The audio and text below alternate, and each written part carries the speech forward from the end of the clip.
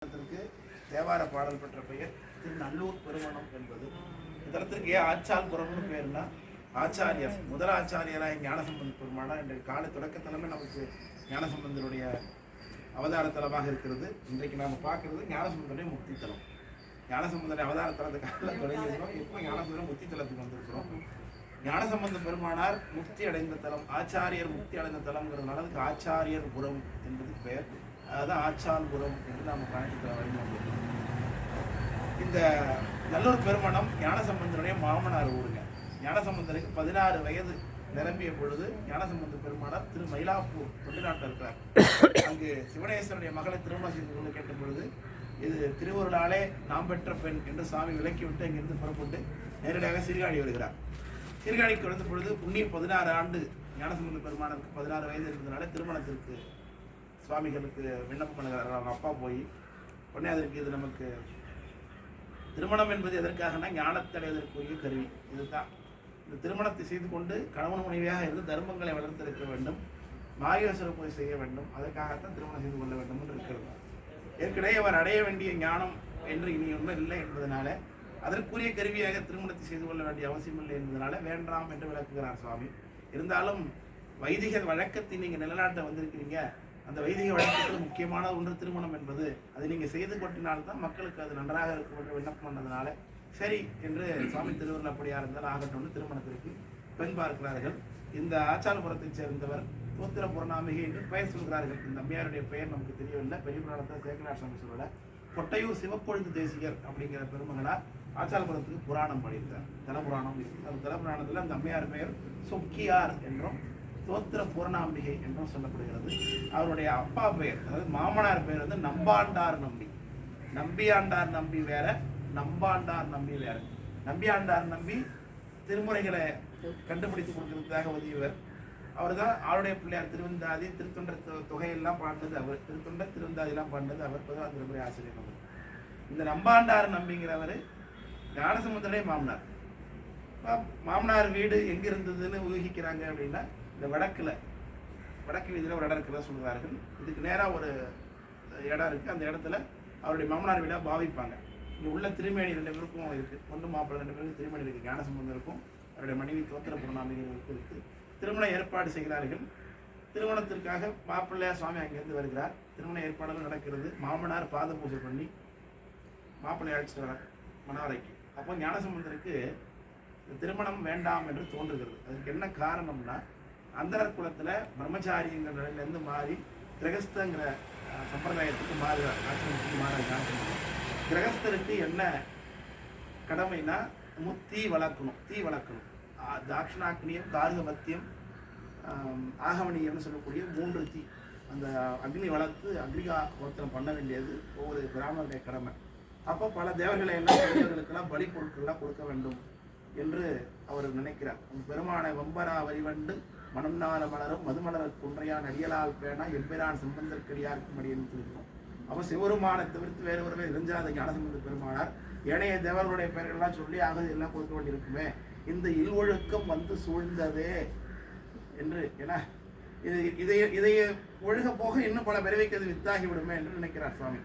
இந்த பிறவியை முடிச்சுட்டு போகலான்னு பார்த்தா இன்னும் திரும்பி பல பிறவிக்கு காரணமாகி விடும் போல இருக்கிறது என்று சுவாமி நினைத்து உடனே தன்னுடைய காதலியை கைப்பற்றி, அதனால இவள் தான் ஓடும் அந்தமில் சிவன் தாள் சேர்வன் அப்படின்னார். ஞானசம்பந்தர் உலகமே கொண்டாடுது. இப்போ ஞானசம்பந்தர் எவ்வளவு தவ முடியவர் 3 வயசுல சாமி வந்து மேற்கொண்டு ஆட்கொண்டார். ஆனால் ஞானசம்பந்தரை கும்பிடும் போதெல்லாம் இந்த ஞானசம்பந்தருக்கு பக்கத்தில் அந்த அம்மையார் பெரிய புராணத்தில் அதிகபட்சம் ஒரு 10 பாட்டுலாம் அந்த அம்மையாரே வருவாங்க. பிள்ளை பாதி புராணம் பாதின்னு ஞானசம்பந்தருடைய புராணம் அவ்வளவு விரிவாக இருக்கு. அதில் ஒரு 10 பாட்டில் இந்த அம்மையாரை பற்றி வரும், அவருடைய மனைவி. ஆனால் அந்த அம்மையாரோட சேர்ந்து தான் இங்கே அவர் வழிபடப்படுகிறார். அவருக்கு என்ன பெருமை இருக்கோ அதே பெருமை அவருடைய மனைவியாகிய தோத்திர பூர்ணாம்பிகைக்கு இந்த தலத்தில் அப்படி இருக்குது. அதனால திருமண பரிகார தலமாகவே இந்த தலத்தை கொண்டாடுகிறார்கள். இப்போ ஞானசம்பந்தர் இவள்தனோடும் அந்தமில் சிவன் தாள் சேர்வன் என்று சொல்லி உடனே மனைவியுடைய கையில் தாலி கட்டல. இன்னும் கல்யாணம் முடியல. ஹோமம் பண்ணால் தான் திருமணம் நடந்ததா. அதாவது பொறி ஹோமம், லாஜ ஹோமம் பண்ணணும். வைதிக திருமணத்தில் மச்சான் கையையும் நாத்தனார் கையையும் பிடிச்சி 2 பேரும் சேர்ந்து பொண்ணு மாப்பிள்ளை சேர்ந்து பொரியை கையில் கொடுத்து ஹோமம் பண்ண சொல்லுவாங்க. வளமாக வந்து திரும்பி ஹோமம் பண்ண சொல்லுவாங்க. அதுக்கு லாஜ ஹோமம்னு பேர். அந்த வைதிக திருமணம் நிறைந்து சப்தபதின்னு சொல்லுவாங்க. 7 அடி நடந்து வந்தாத்தான் பொண்ணு மாப்பிள்ளைய திருமணம் முடிந்ததாக வைதிக திருமணத்தில் சடங்கு. தாலி அணிவிக்கிறதுங்கிறது பிற்பாடு ஏற்பட்ட ஒரு சடங்கு தான். அது காலத்தில் இருந்தாலும் கூட இதுதான் பிரதானம். இப்போ அது முடியறதுக்குள்ளே, திருமணம் நிறைவாகிறதுக்குள்ளேயே மனைவி கையை பிடிச்சிக்கிட்டாரு. இவள்தனோடும் அந்தமிழ் சிவன் தாள் சேருவன் அப்படின்னு அழைச்சிக்கிட்டு கோயிலில் வந்து சாமிகிட்ட பாடுறாரு. என்ன திரும்பி இப்படி பெருவிக்கு உட்படுத்துவது மாதிரி ஒரு காரியத்தில் சாமி ஈடுபடுத்துகிறாயே. அன்றைக்கு கழிமணத்தில் சிறியாயிட தொடங்கி தோடடைய செவியன்னு ஆரம்பித்து பாட ஆரம்பித்தேன். 16 ஆண்டில் 13 வருஷம் பாட்டு பாடிட்டு இருந்திருக்காரு. கல்லூர் பெருமணம் வேண்டான்னு எடுத்து ஆரம்பிக்கிறார். கல் ஊர் பெருமணம்னா கல்னா அம்மிக்கல் மேலே காலை வச்சு சடங்குகள் செய்யக்கூடியதாக திருமணம். கல்லூர் பெருமணம் வேண்டா கழுமலம் நல்லூர் பெருமணம்.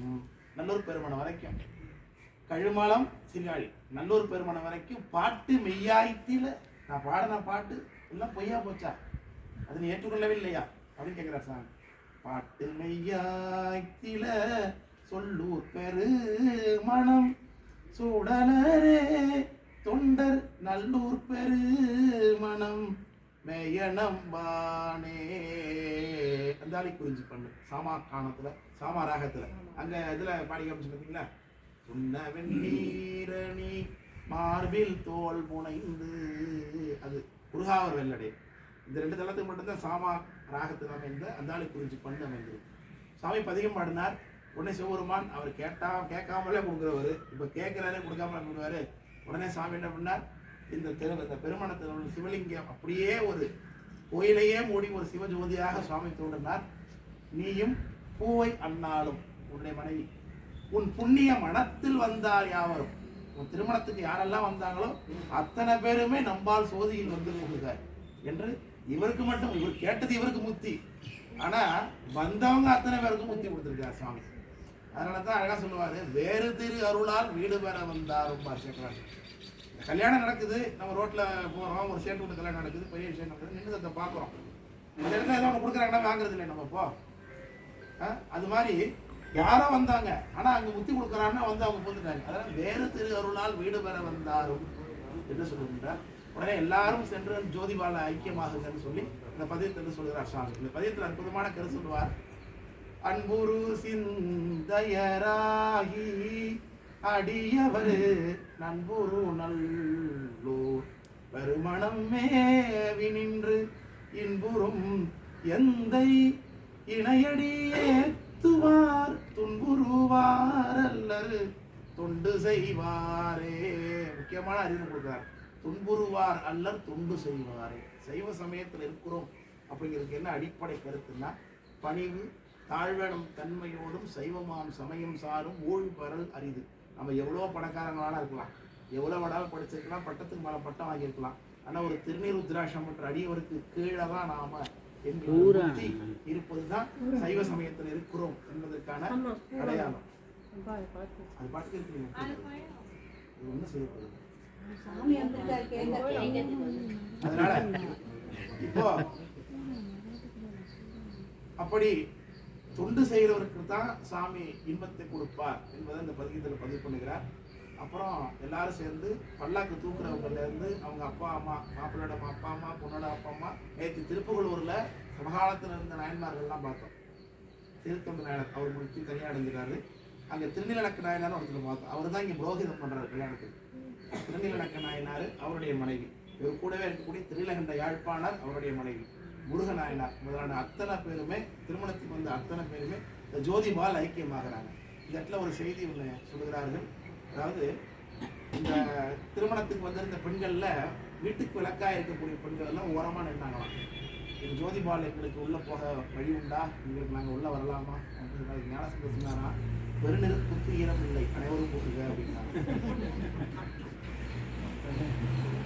அதனால சன்னியாரமே சொல்லுவாங்க, பெருநெருப்புக்கு ஈரம் இல்லை. இதுக்கெல்லாம் எடுக்கிறாங்க இல்லையா, அது மாதிரி நீங்கள் சந்தி பண்ணலாமா, பூசை பண்ணலாமா அப்படிங்கும் போது பெருநெருப்புக்கு ஈரம் இல்லை, அவரவர் பூசை செய்யலாம் அப்படின்னு சொல்லி சொல்லுவாங்க. அதெல்லாம் நம்ம சொல்றது. அப்படி அந்த அடியவர்கள் எல்லாம் அதில் புகுந்து வழிபாடு செய்யும்பொழுது இன்றைக்கு நாம் எல்லாம் வெளியில் இருக்கிறோம். அதாவது ராமலிங்க சுவாமி கேட்டார் பின்னாடி வந்து, எம்பெருமான் புகழிவேந்தர் திருமணத்தில் ஒரு சுமை தூக்கும் ஆளா கூட நான் இல்லையே அப்படின்னு விரும்புறாரு. அது வேற ஒரு சுமை தூக்கும் ஆளா கூட இல்லையே அப்படின்னு கேட்கிறாங்க. அப்போ நமக்கு அந்த பாக்கியம் கிடைக்கவில்லையே என்று நம்ம அந்த காலத்துல இருந்தால் நம்மளும் முஸ்லீம் போயிருக்கலாமே, இன்றைக்கு பெரியவில் இருக்க வேண்டாமே நம்மளாம் நினைக்கிறோமே. அதற்கு ஒரு வழி செய்கின்றார். எல்லாரும் உள்ள பூந்து புறப்பட்டு போய்கொண்டே இருக்கும்போது ஞானசம்பந்தர் சும்மா நிற்காம நம்ம போல இங்கே பெருவில் இருக்கக்கூடிய அடியவர்களுக்காக ஒரு வழி செய்கிறார். அதுதான் காதலாகி கசிந்து கண்ணீர் மல்கி என்ற பதிகம். அந்த பதிகத்தில் ஐந்தெழுத்தினுடைய பெருமை சொல்கிறார். உங்களுக்கு இந்த பாக்கியம் இல்லையா, பரவாயில்ல, உங்களுக்கு கிடைத்திருக்கக்கூடிய சாதனம் திருவேந்தெழுத்து. இந்த திருவேந்தெழுத்தை ஓதியே நீங்கள் இந்த முக்தி என்கின்ற அந்த சாதனத்தை அடைய முடியும் என்று சொல்லி காதலாகி கசிந்து கண்ணீர் மல்கி என்கின்ற பதிகத்தை பாடி நிறைவில் அவரும் போத நிலை முடிந்த வழி புக்கு ஒன்றினோட தீதகற்ற வந்த திருஞான சம்பந்தர் சொல்றாங்க. நமக்கெல்லாம் தீது அகற்ற வந்தவர் இன்னைக்கு அகற்றிட்டு இருக்கார். அந்த பதிகள் தான் நமக்கெல்லாம் வழியா இருக்குது.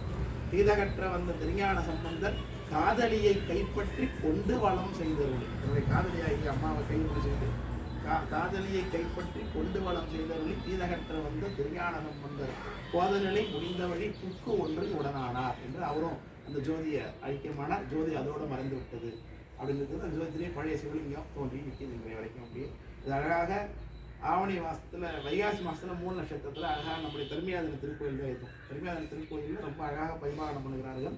வைகாசி மாதம் 3 நட்சத்திர திருவிழா ரொம்ப விசேஷமாக கொண்டாடுவாங்க. இரவு முழுக்க இரவு திருக்கல்யாணம் நடக்கும் ஞானசம்பந்தருக்கு.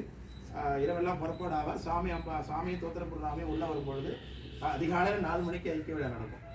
ஓதுவார்கள்லாம் 2 பதிகத்தையும் பாடுவாங்க. முதல்ல கல்லூர் பெருமணம் பதிகத்தை பாடுவாங்க. அப்போ ஊர்வலம் வந்த ஞானசம்பந்தர் அவர் கூட வந்திருக்கக்கூடிய யாழ்ப்பாண நாயனாருக்கு திருமணிக்கும் அவர் மனைவியோடு இருப்பார். திருநக்க நாயனார் அவர் மனைவியோடு இருப்பார். இந்த நாயன்மார்கள்லாம் ஊர்வலம் வந்து சுவாமி சந்தி நேரம் இருப்பாங்க. காலையில் 4 மணிக்கு இது நடக்கும். அப்போ இந்த பதிகத்தை முதல்ல கல்லூர் பெருமணம் பதிகம் பாடினோடனே திருமேனியெல்லாம் அதுலேருந்து அவுத்து இந்த வாரையிலேருந்து அவுத்து எடுத்துக்கிட்டு உள்ளே போகும்போது காதலாயக்க சிந்து கண்ணீர் மல்கி பதிகம் பாடுவாங்க.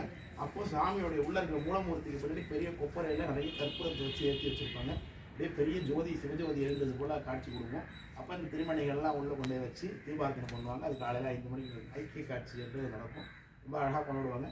சிகேஎஸ் பெரிய புராணத்துக்கு உரை பண்ணி சிகேஎஸோட தலைமை இந்த இடத்துல வந்து ஒரு அற்புதத்துக்கு இருக்கிறார். சித்திரை மாதத்தில் இங்கே உற்சவம் நடக்குமா முன்னாடி. அப்போ உற்சவத்தில் ஒரு நாள் வந்து வெயில் தாங்க முடியாமல் உற்சவம் மத்தியான உற்சவத்துக்கு போகும்போது எல்லாரும் தாங்க முடியாமல் அங்கே இங்கே போயிட்டு இருக்காங்க. மூலக்காரவங்க தாளக்காரவங்க எல்லாரும். அப்போ அவர் சிறுகேசி வந்திருந்தாராம். அப்போ எழுதுறாரு நாச்சால்புரத்தில் திருவிழா ஒரே கூட்டம். அப்போ ஓதுவாரெல்லாம் ஒரே